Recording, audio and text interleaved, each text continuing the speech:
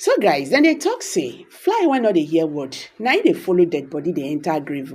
The US government don't want President Bola Ahmed Tinubu ledge Nigerian government against two prominent Nigerian Christians leaders when we say it then leak bandit activities, on Christians in Nigeria.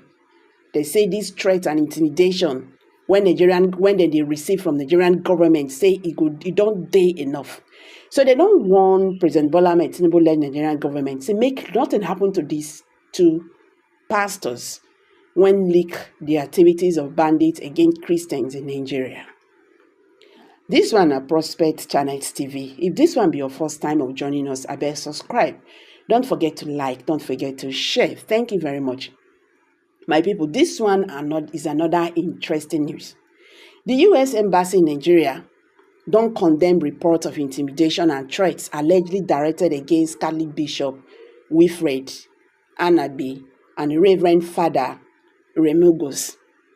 The Legate NG report that the clerics were reportedly targeted for giving testimony before the U.S. Congress regarding the purported killings of Christians in Nigeria. The mission called on all actors to respect the rights of Bishop Anabi and Father Remugos to speak freely without fear of retribution or retaliation. The U.S. mission in Nigeria has expressed concern, over the alleged intimidation and threats against Nigerian religious leaders. A recent report by the Catholic registrar alleged that a Nigerian bishop, Winifred, alerted the world to the alleged persecution of Christians in Benue State. Anabi's testimony in America reportedly drove verbal attacks and purportedly escalated threats against him in recent weeks. The platform claimed that the bishop disclosed that his recent testimonies in front of the United States House Foreign Affairs Subcommittee on Africa sparked discontent from Nigeria's Ministry of Foreign Affairs. Anabi was said to have been accompanied by Father Remugos on his travels to Washington and throughout the United Kingdom. The Catholic registrar, the faith-based online platform, disclosed that on March 28, Remugos received a message from an embassy in Abuja.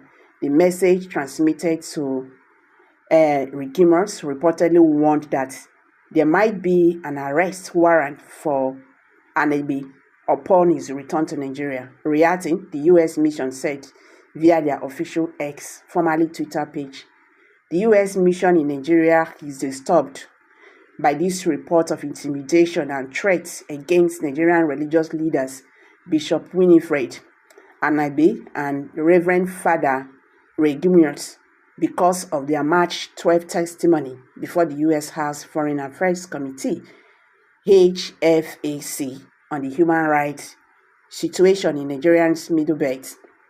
Freedom of expression is an essential human right and central to the function of democracy in Nigeria and the United States, so no one should be subject to threats for exercising that right. We call on all actors to respect Bishop Anabi and Father Remugos' right to speak freely without fear of retribution or retaliation. Meanwhile, the Ministry of Foreign Affairs expressed deep concern over what it called the recent wave of misinformation and misleading reports allegedly targeted killings of Christians in Nigeria.